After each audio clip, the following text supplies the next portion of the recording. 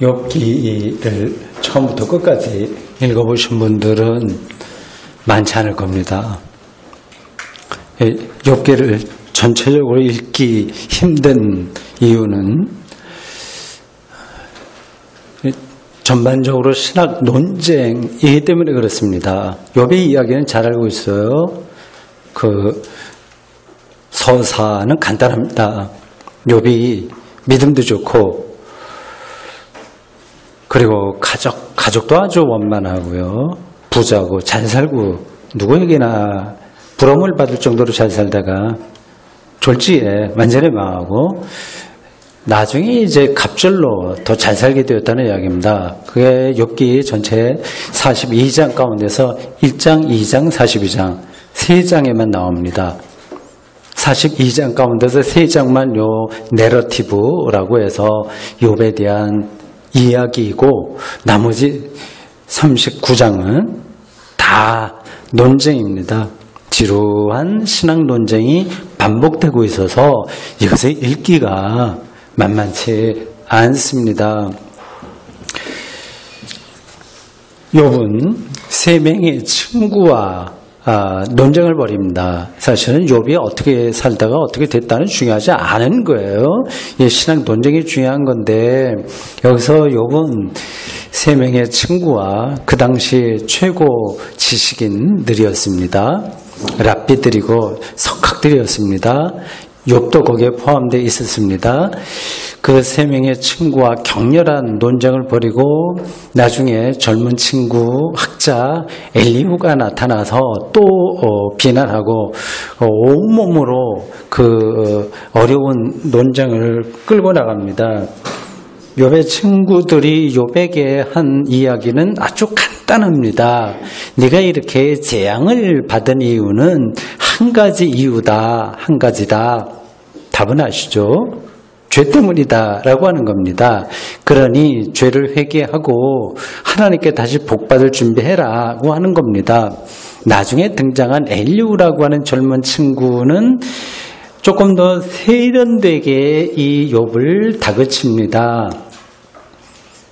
당신이 받은 이 재앙은 하나님이 주시는 시련이니까 그냥 받아들여라. 그리고 때가 되면 또 회복될 거다 하는 겁니다. 이 죄라고 하는 거하고 하나님이 주시는 시련이라고 하는 이 대답은 우리가 지금도 교회에서 흔히 듣는 거예요. 욥은 이것에 대해서 정면으로 거부했습니다. 자신의 불행은 죄와 관계없다. 나는 죄를 졌기 때문에 이런 일을 당한 게 아니다. 나는 의롭다. 계속 그걸 강조합니다. 친구들이나 당시 대부분의 유대인들은 욥의 이러한 태도를 인정할 수 없었습니다. 왜냐하면 사람들이 당하는 재난은 사람의 죄에 대한 하나님의 징벌이라고 하는 생각이 일반적이었기 때문에 그렇습니다. 욥의 아내도 다 그런 생각을 하고 있었기에 이 욥을 향해서 당신이 이렇게 살 바에야 뭔가 정신을 못 차리는 것 같은데 하나님 저주하고 죽어. 그게 낫겠다. 그렇게 했습니다. 그리고 그 여자가 욥을 떠났는지 안 떠났는지는 성경은 말하지 않습니다. 떠났을 가능성이 많이 있어 보여요. 이 여자의 처지에서 보면, 욥의 아내의 처지에서 보면 남편을 향해서 하나님 저주하고 죽어 이렇게 말할 만한 그 상황입니다. 욥과 그 아내 사이에는 아들이 7에 딸이 3 있었습니다. 이게 그 당시에 가장 행복한 가족 숫자입니다. 아들 7, 딸 3입니다. 재산도 상당했습니다. 모든 것을 졸지에 잃었습니다. 자네들의 떼죽음을 당하고 재산을 강탈당하고 급기야 이 욥이 악성 피부 종양에 걸려서 격리될 수밖에 없었습니다. 욥은 아내가 옆에서 시중을 들지 않으면 하루를 연명할 수 없었습니다. 이런 상황이라면 속은 동의하지 않는다고 하더라도 형식적으로나마 유대의 종교의식이 있지 않습니까? 자기 허리띠 동이고 뭐 하면서 내가 잘못했다, 하나님께 잘못했다는 이야기를 하면서 사람들에게 자기의 잘못을 인정하는 것이 당연합니다. 그런데 욥은 끝까지 자기가 의롭다고 강변합니다. 그러니 어떻게 되겠습니까? 주변의 사람들이 다 떠나는 거죠. 욥은 절망감에 빠졌습니다. 친구나 이웃과의 대화나 논쟁은 그에게 아무런 도움이 되지 못했습니다. 아무도 그 욥을 인정하지 않았습니다. 지금 자신이 처한 상황을 자기 자신도 이해할 수 없었습니다. 왜 이렇게 되는지. 나는 용납할 수 없다, 이해할 수 없다, 받아들일 수 없다. 그러한 아주 어려운 상황에 지금 이 사람이 빠져 있습니다. 그에게 확실한 것은 두 가지입니다. 하나는 나에겐 죄가 없다. 이렇게 재앙을 받을 만한 죄가 없다. 그 하나고, 다른 하나는 그렇다고 해서 하나님을 떠날 수는 없다. 이 두 가지입니다. 이거는 모순되는 상황입니다. 자기에게 죄가 없다고 하는 게 분명하다면, 그러면 그 당시에 하나님과 그 재앙의 징벌의 관계에서 볼 때 하나님을 떠나는 게 맞습니다. 하나님을 떠날 수 없다면 자기의 죄를 인정해야 됩니다. 이러한 모순에서 벗어날 수 없었던 욥은 그냥 몸부림치는 겁니다. 해결의 실마리가 전혀 보이지 않습니다. 그래서 하나님을 향해서 당신 정의롭지 않아. 이렇게 불평합니다. 이렇게 살 바에 차라리 죽는 게 낫다. 수월에 떨어지는 게 낫다. 이렇게 말하기도 합니다. 욥의 투정이기도 하고 저항이기도 합니다.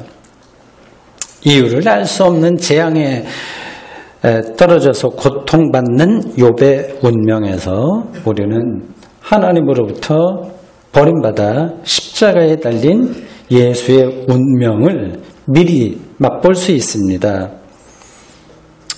성서신앙에서 가장 이해하기 어려운 신종론 문제가 바로 그것입니다. 하나님이 사랑이시고 그리고 전능하시다고 한다면 이 세상에 왜 이유 없는 그리고 무죄한 자의 재앙, 고난이 일어나냐 하는 그런 질문입니다. 이러한 재앙과 불행은 우리가 지금도 일상적으로 만납니다. 어린이 암병동에 가보셨는지요?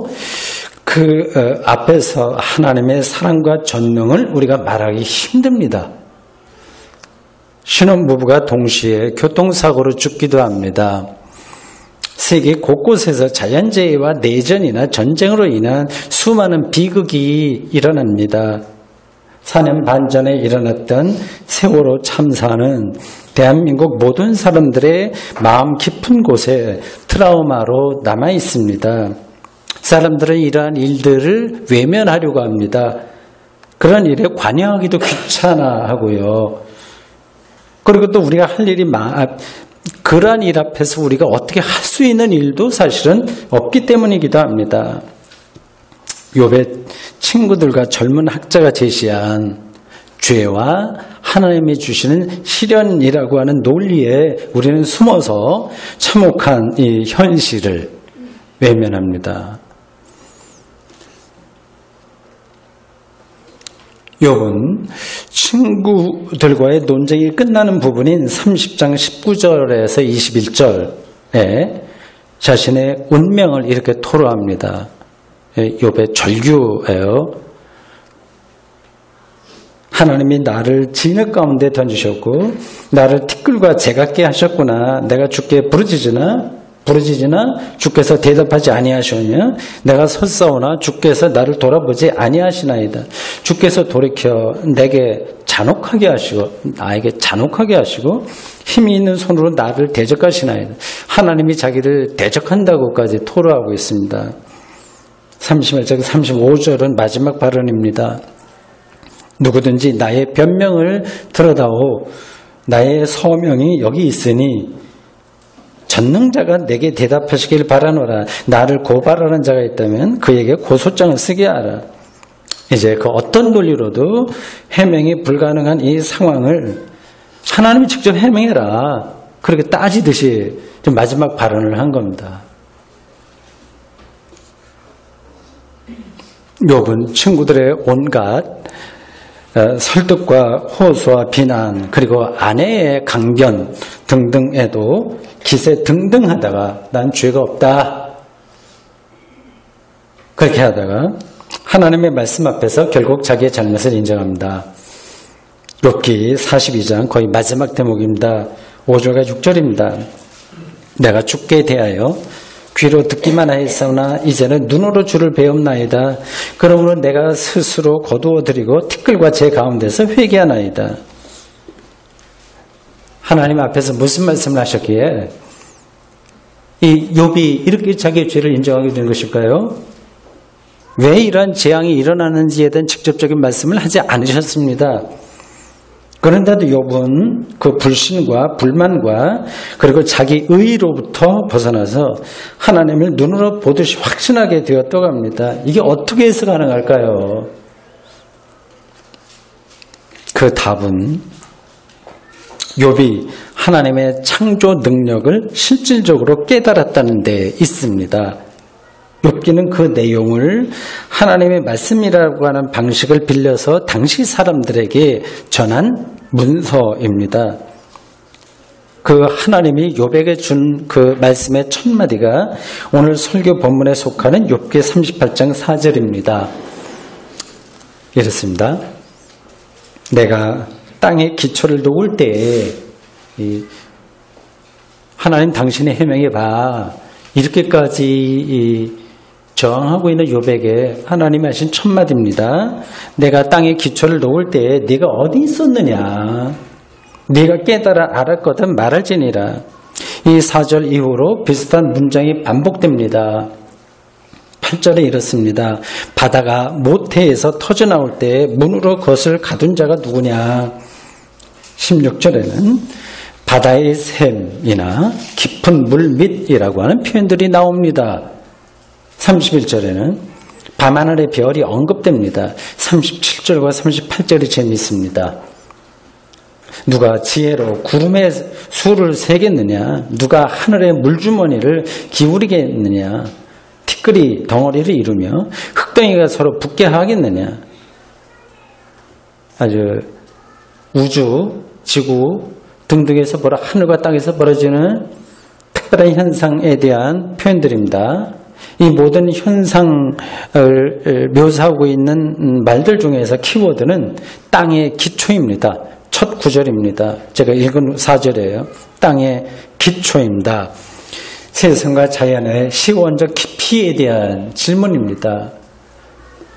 내가 땅에 기초를 놓을 때 내가 어디 있었느냐, 그걸 아느냐, 시원의 깊이에 대한 질문입니다. 이러한 시원적 깊이는 인간 인식 너머에 있어서 초월적이라고 할 수밖에 없습니다. 어떤 사람들은 자연과학이 발전하면 그 모든 비밀이 풀린다고 주장하긴 합니다만 그건 정확한 이야기가 아닙니다. 자연과학의 본질은 아는 게 많아질수록 알아야 될 게 더 많아진다는 사실입니다. 그러니까 자연과학으로 세상의 시원적 깊이를 밝혀낸다고 하는 말은 성립되지 않습니다. 여기서 말하고 있는 땅의 기초가 뭘까요? 시원적 깊이라고 하는 것이 도대체 뭘까요?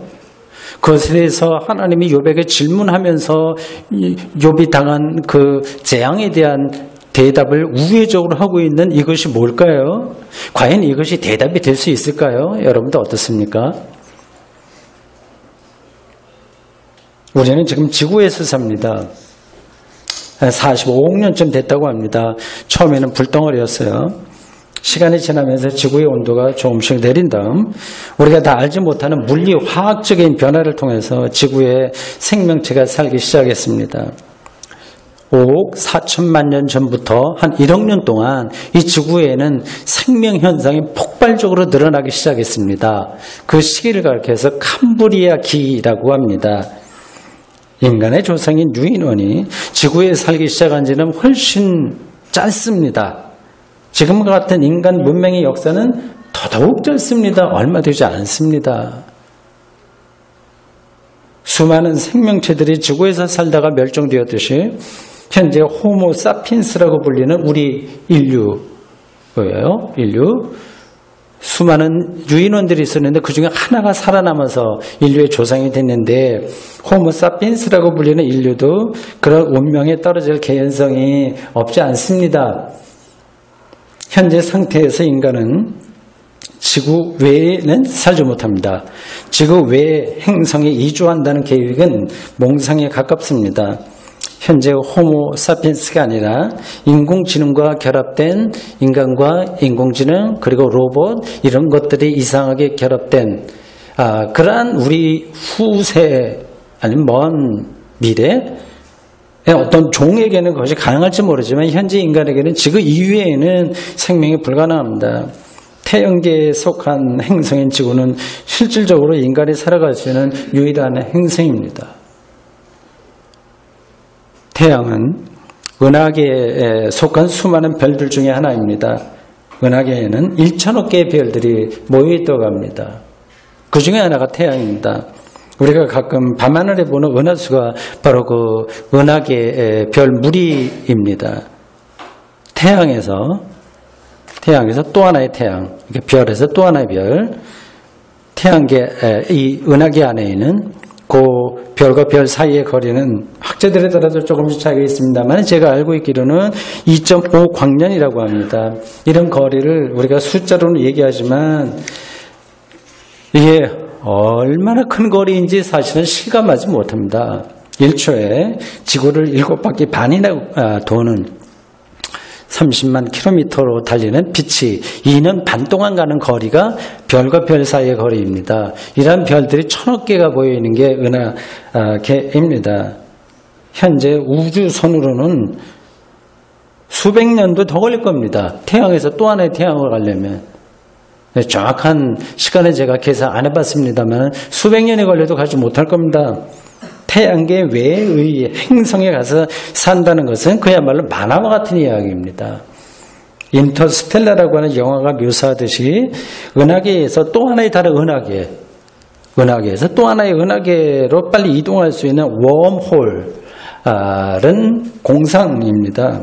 이 세상과 우주가 비밀 가득하기 때문에 언젠가 그런 웜홀이라고 하는 영화에서나 나올 만한 그런 것들이 나타날지 모르긴 하지만 현재로서는 공상입니다.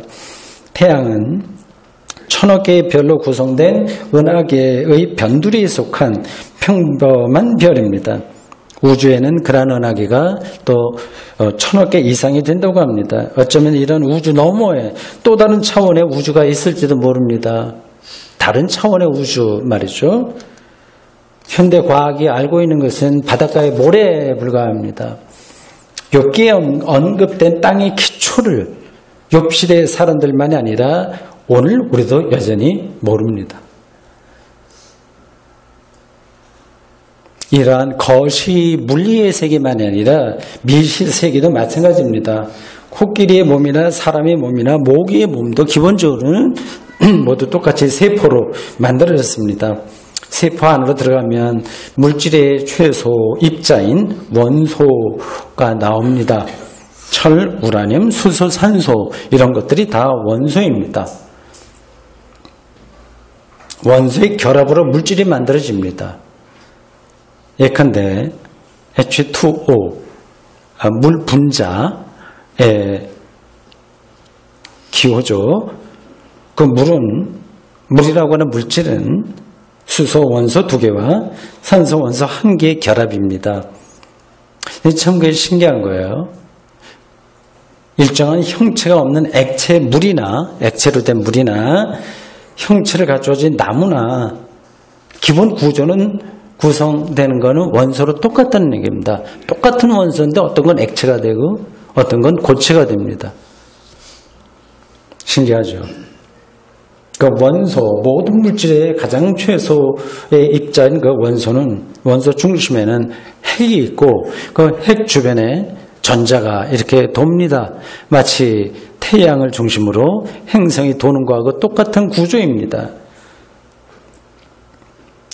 그 도는 전자의 숫자에 따라서 원소의 종류가 달라집니다. 이 원소 내부는 대부분이 비어 있습니다. 그리고 핵이 그 질량의 모든 걸 차지하고 있습니다. 원소를 큰 교회당으로 비교하면 그 핵은 원소 전체의 질량의 대부분을 차지한다고 보는 이 원소는 핵은 큰 교회당 의자 위에 놓인 찬송가의 음표 정도에 불과하다고 합니다. 그러니까 다 비어있다고 하는 겁니다. 원소의 공간 구조는 태양계의 대부분이 비어있는 것과 같습니다. 원소의 물리적 메커니즘을 이루고 있는 양자역학에서는 물리 현상에 관해서 사람이 확정적으로 알고 있는 것이 없습니다. 그게 하이젠베르크의 불확정성 원리입니다. 제가 잘 알지도 못하는, 전공하지도 않은 물리학과 과학에 대해서 상식적으로만 얘기하고 있는데, 이렇게 말씀드린 이유는, 또한 여러분들이 다 알고 있을 만한 내용을 말씀드리는 이유는, 이런 것들이 땅이 기초, 성경이 이야기, 제가 다른 이야기하는 게 아니라 땅이 기초라는 사실입니다. 땅의 기초, 그 태초, 아르케의 그 시원성은 짙은 안개가 자욱한 깊은 숲과 같아서 깊이 들어가면 들어갈수록 비밀 가득하고 신비롭다는 사실만 더 분명해집니다. 우리가 살고 있는 세상은 그와 같습니다. 개인의 운명도 사실 마찬가지입니다. 지금 여러분과 저는 누굽니까?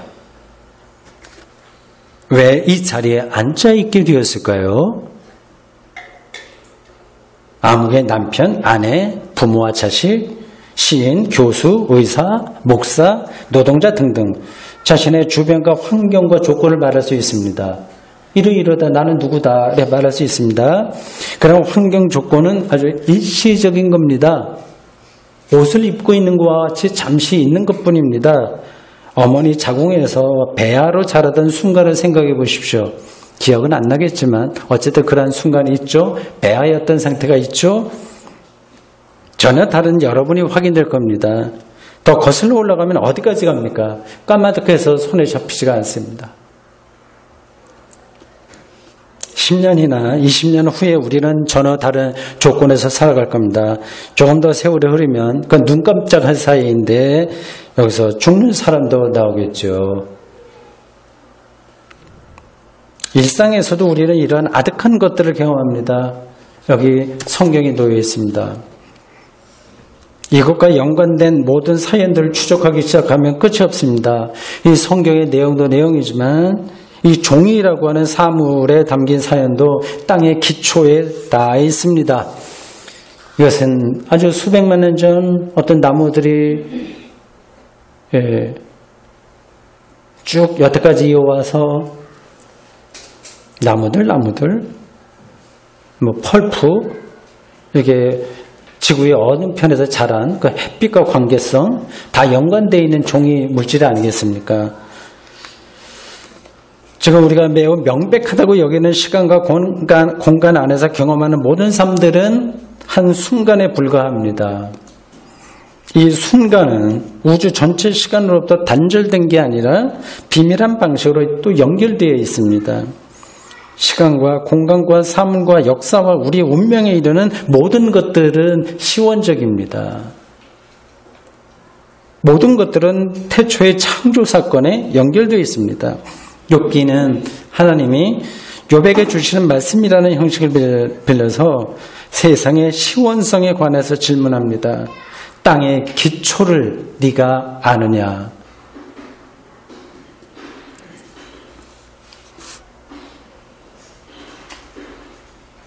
욥이 하나님을 이전에는 귀로 듣기만 하다가 이전에는 귀로 듣기만 하다가 이제는 눈으로 본다. 풍문으로 듣기만 하다가 이제는 눈으로 확실하게 본다고 고백한 이유는 이 세상의 시원성에 대한 비밀을 알고 나니 자신을 포함한 사람들의 시시비비가 무의미하다는 사실을 깨달았기 때문입니다. 욥기 42장 2절에서 이렇게 고백합니다. 주께서는 못하실 일이 없사오며 무슨 계획이든지 못 이루실 것이 없는 줄 압니다. 하나님의 전지전능은 그냥 하나님 모든 거 다 할 수 있어 이런 상투적인 차원이 아니라 우리의 인식을 근본적으로 뛰어넘는다는 뜻입니다. 우리에게 이해가지 않는 방식으로 하나님은 자신의 일을 이루십니다. 그게 하나님이 창조했다는 성서의 고백이 말하는 핵심입니다. 하나님은 창조자이고 우리는 피조물이기 때문입니다. 이것을 구약 성경은 종종 토기장이와 질그릇이라는 비유로 설명합니다. 요즘 수요일에 이사야를 공부하고 있는데 많은 이야기들이 나옵니다. 지난 수요일에 본 거로 기억되는데요. 이사야 45장 9절 말씀은 이렇습니다.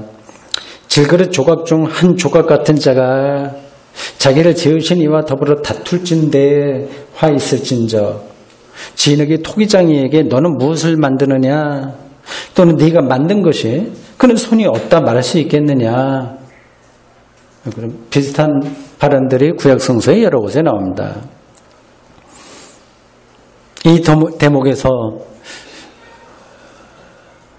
아주 중요한 질문이 제기될 수 있습니다.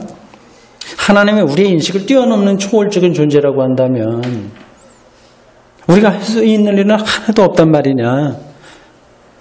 사람의 역할이 너무 과소평가되는 거 아니냐는 질문입니다. 그럴 리가 있나요? 각각 자신이 현실에서 감당해야 될 몫은 최선으로 감당해야 됩니다. 물리학자들은 물리 현상에 대한 연구를 그치지 말아야 됩니다. 정치인들도 자신들의 몫을 감당해야 됩니다. 소를 키우는 사람들은 여전히 소를 잘 키워야 되고 농사 짓는 사람들은 농사를 여전히 최선으로 지어야 됩니다. 욥기는 그걸 말하려고 하는 것이 아니라 이 욥기의 핵심은 자신의 지식과 경험을 근거로 다른 사람의 불행을 판단하지 말라는 겁니다. 우리는 쉽게 그렇게 하거든요. 사람의 지식과 경험은 창조의 깊이를, 즉 세상의 시원을 판단할 근거가 되지 못하기 때문입니다.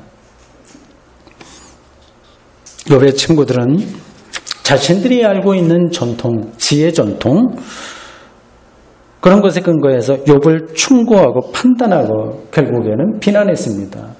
저는 그렇게 하기를 좋아합니다. 특별히 목사나 선생들에게 그런 삶의 태도가 자기도 모르게 이제 젖어버립니다. 설교하고 내가 많이 안다는 생각이 있기 때문에 그렇습니다.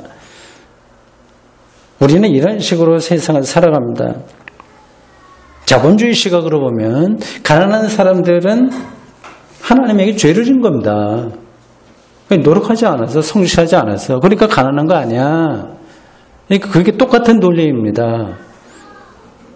겉으로는 우리가 그렇게 노골적으로 표현하지 않지만 속으로 그렇게 생각합니다. 그래서 자네들에게도 그렇게 가르칠 때가 많이 있습니다. 내가 열심히 공부해서 어떻게 하지 않으면 저기 뜨거운 여름철에 저 길가에서 휴지 주는 사람들 보지 그렇게 될 수 있어. 이런 것들을 종종 이야기할 수 있습니다.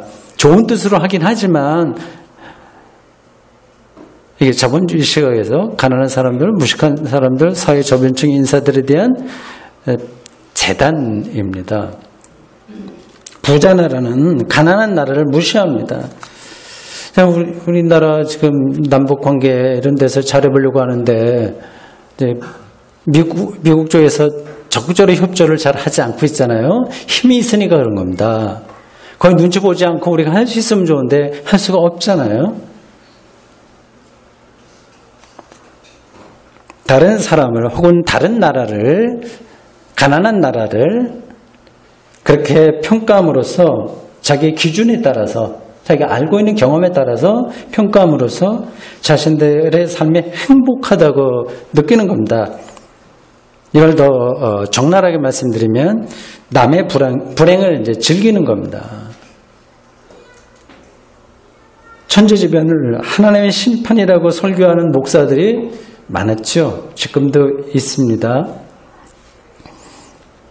요즘 한국 사회에서 개신교회와 로마 가톨릭교회가 상반된 평가를 받는 경향이 많습니다. 개신교회는 독선적이고 이기적이고 기복적이고 그리고 특정한 대상을 향해 혐오감을 불러일으키는 집단으로 평가받을 때가 많습니다.